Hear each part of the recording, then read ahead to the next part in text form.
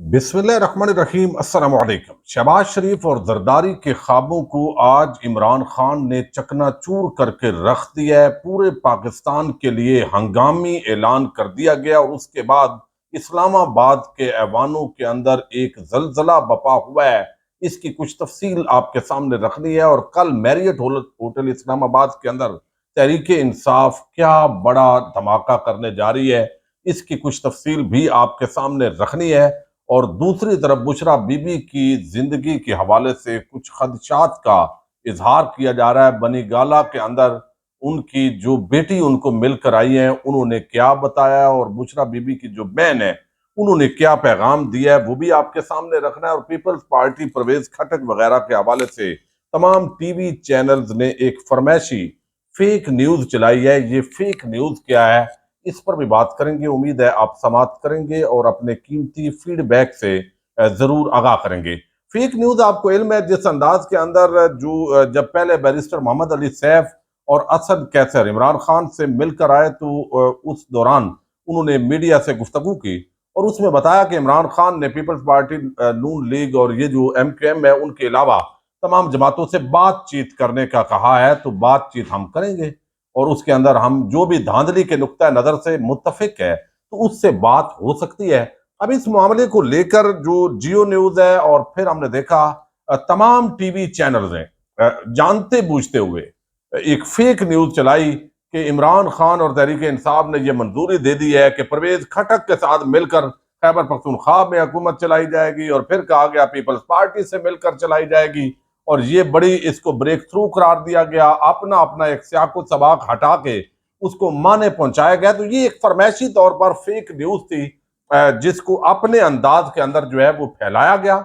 और फिर मैंने देखा बहुत सारे लोग इधर उधर सोशल मीडिया पर, ये जी इमरान खान ने क्या कर दिया है, ये कैसे कर दिया है। हालांकि जो लोग कल तक ये बता रहे थे कि चूंकि इस वक्त मुल्क की हालात इस नोयत के हैं कि जमातों को मिल बैठना चाहिए, सियासी इख्तलाफात होते हैं और नुक्ता नजर का इख्तलाफ होना कोई बईद नहीं है। और मैं तो जाती तौर पर इस हवाले से भी राय रखता हूं कि नून लीग के साथ भी बैठना पड़े तो PTI को बैठना चाहिए, इस एक एजेंडे के साथ कि एस्टैब्लिशमेंट की पाकिस्तान की सियासत के अंदर जो मुदाखलत है उसको जीरो पर ले जाया जाए। अगर इस एजेंडे पर तमाम पॉलिटिकल लीडरशिप इकट्ठी हो जाए कभी, तो ये मसला जो है वो हल हो जाए जो इस वक्त दरपेश है। चूंकि आज नून लीग हुकूमत में है, कल को PTI होगी, कल को कोई और होगा, फिर इसी तरह हुकूमतें खत्म होगी और चीजों की, ताकि हमारी जो एक प्रोफेशनल दुनिया जहान के अंदर फौज मानी जाती है, अब वो जब अपना प्रोफेशनल काम करेगी तो इदारे की इज्जत के अंदर बेपनाह इजाफा होगा। बल्कि हमेशा पाकिस्तानी कौम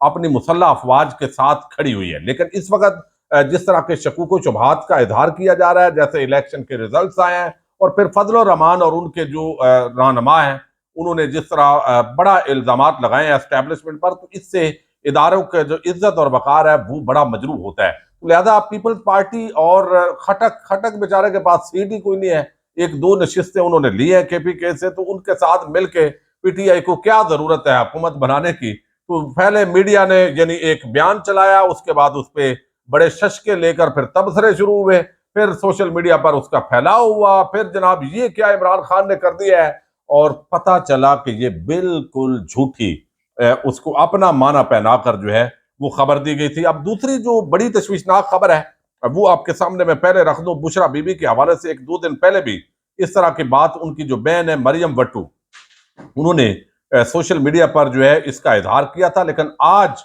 उन्होंने बड़ा हंगामी तौर पर यह मैसेज दिया है ट्विटर पर, एक्स पर, अर्जेंट। उन्होंने कहा कि जेल जो है सुपरिटेंडेंट अडयाला जेल वो जिम्मेदार है बुशरा बीबी की जो इस वक्त जो भी उसको होगा, और Bushra Imran Khan must take this very seriously. उनकी जो जिंदगी है उसको बड़ा खतरा है। PTI ऑफिशियल को उन्होंने टैग किया और कहा है कि फौरी तौर पर इस हवाले से जो वर्कर्स हैं उन तक ये पैगाम पहुंचाएं कि बुशरा बीबी का जो गला है, खुराक उनको ऐसी दी जा रही है और ऐसी दी गई है जिसकी वजह से वो सीरियस कंडीशन के अंदर है। यानी उनको बड़े इश्यूज हैं, पेट खराब है और गला खराब है और बड़ा मैदे का मसला बताया गया है। और बुशरा इमरान खान डॉटर, वो उनको मुलाकात की इजाजत दी गई और वो 10 दिन के बाद उनसे उनकी मुलाकात हुई है और उन्होंने बताया है कि उनकी सेहत काफी डैमेज हो चुकी है और پچھلے 6 دن سے جو ہے وہ ان کا گلا اور ان کا معدہ وہ بہت خراب ہے. اس طرح کی خوراک دی جا رہی ہے. یقینی طور پر نہ تو ڈاکٹرز جو ہے وہاں پر لے جائے جا رہے ہیں، اور ہمیں بھی ڈاکٹرز کی فیملی ڈاکٹرز کی اجازت دی جائے اور اس حوالے سے بھرپور طریقے سے تحریک انصاف جو ہے وہ اس پر ایکشن کرے. تو یہ ایک بڑا ہنگامی ان کا پیغام ہے کہ فیملی جو ڈاکٹر ہے اس کو جانے کی اجازت دی جائے، دیکھنے کی اجازت دی جائے. تو بتایا جاتا ہے چونکہ ان کو وہاں پہ ایک کمرے میں رکھا گیا ہے اور اندھیرے کے اندر، اور اس طرح ظاہر ہے وہ ٹارچر کی سی کیفیت ہے. لیکن اسلام آباد ہائی کورٹ کا جو چیف جسٹس ہے وہ سلامت رہے، اور اس طرح کے 2-4 اور بھی جج مختلف عدالتوں کے اندر کہ جن کو جہاں پر نواز شریف کو ہلکی سی درد بھی ہو، مریم نواز کو، تو وہ بڑے تیزی کے ساتھ آپریشن کرتے ہیں، لیکن جہاں پہ ان کو کوئی اتنی خاص بہرحال ٹینشن نہیں ہے. اب دوسری طرف جو ہے وہ کل میریٹ ہوٹل کے اندر تحریک انصاف جو ہے وہ تمام جو حلقے ہیں جہاں پر دھاندلی ہوئی ہے اس کے فارم 45 وہ پیش کرنے جا رہی ہے. آج شیر افضل مروت، بیرسٹر علی گور، بیرسٹر عمیر نیازی اور کچھ سلمان اکرم راجہ اور دیگر دوستوں کی آج ملاقات ہوئی ہے عمران خان سے. اب ایک تو کہا گیا کہ ہفتے کو یعنی جو نکلنا ہے اس کے ساتھ انہوں نے کہا ہے کہ میریٹ ہوٹل اسلام آباد کے اندر کل 2 بجے آپ نے انٹرنیشنل میڈیا اور پاکستانی میڈیا کے سامنے فارم 45 رکھیں گے.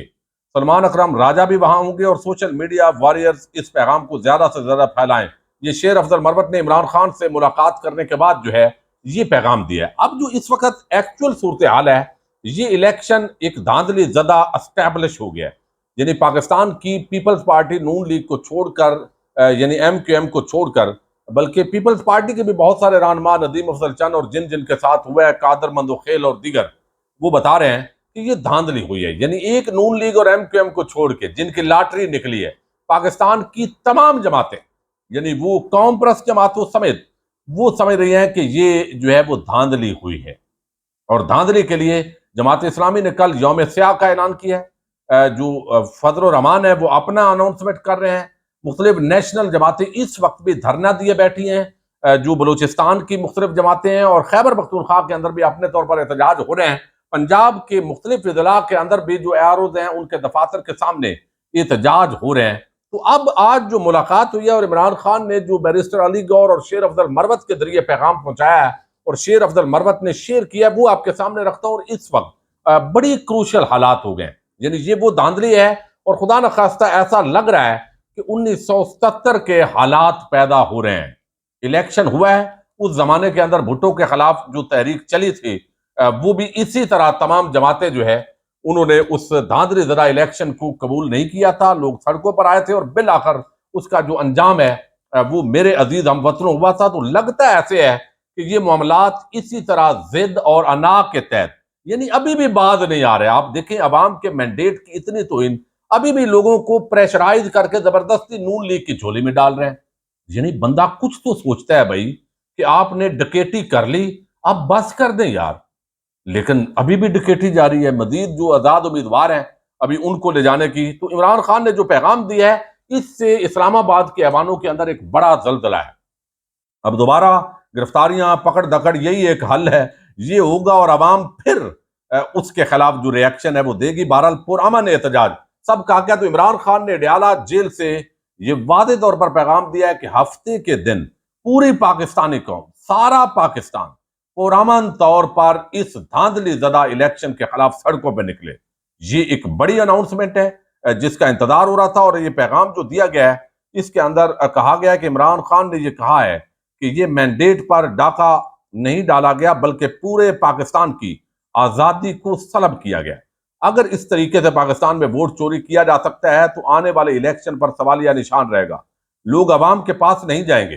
عمران خان نے کہا کہ اس ووٹ کے لیے کوئی اسٹریچر پر آیا، کوئی ہزاروں میل سفر کر کے آیا، لہذا یہ چوری کی گئی ہے. یہ اس لیے کی گئی ہے کہ ایک منی لانڈرنگ جو سینڈیکیٹ ہے اس کو پاکستان پر مسلط کیا جائے. اوورسیز پاکستانی ڈالر نہیں بھیجیں گے، وہ دیکھیں گے کہ چور ہیں جو باہر ڈالر بھیجتے ہیں. یہ مہنگائی کریں گے. ہم عوام کے دیے گئے مینڈیٹ کے امین ہیں، لیکن پاکستان نے ایک بار پھر اٹھنا ہے. فالس فلیگ اور دوبارہ 9 مئی کے بیانیے سے قوم کو ڈرانے کی کوشش کی گئی ہے. اگر پاکستانی کم نکلتے ہیں تو جمہوریت کی تقدیر سیل ہوتی ہے. یہ احتجاج دنیا بھر میں پاکستانیوں کا پیغام ہوگا. جمہوریت، آئین اور قانون کا سروائیول اس احتجاج پر ہے. ہر پاکستانی نکلے، بتائیں کہ پاکستان کے حکمران پاکستان کی عوام ہے، اگر احتجاج ریکارڈ نہیں کراتے تو جمہوریت کے لیے اندھیرا ہے، کوئی پتھر اٹھاتا ہے تو اسے روکیں، اگر انتظامیہ روکتی ہے تو آنکھوں میں آنکھیں ڈال کر چوک چوراہے پر احتجاج کریں۔ تو یہ ایک طبل جنگ بجا دیا گیا ہے پرامن جمہوری انقلاب آلریڈی پاکستان کے اندر اس کا ایک بڑا آغاز ہوا ہے، جو ایک مینڈیٹ پاکستان کو دیا گیا ہے، لیکن چونکہ پرامن جو مینڈیٹ ہے اس کو قبول نہیں کیا گیا، تو اب اس حوالے سے جو ہے وہ عمران خان کا آج کا جو اڈیالہ جیل سے ایک واضح پیغام ہے، یقینی طور پر اس نے ایک نیا رخ جو ہے وہ پاکستانی سیاست کا وہ متعین کیا ہے۔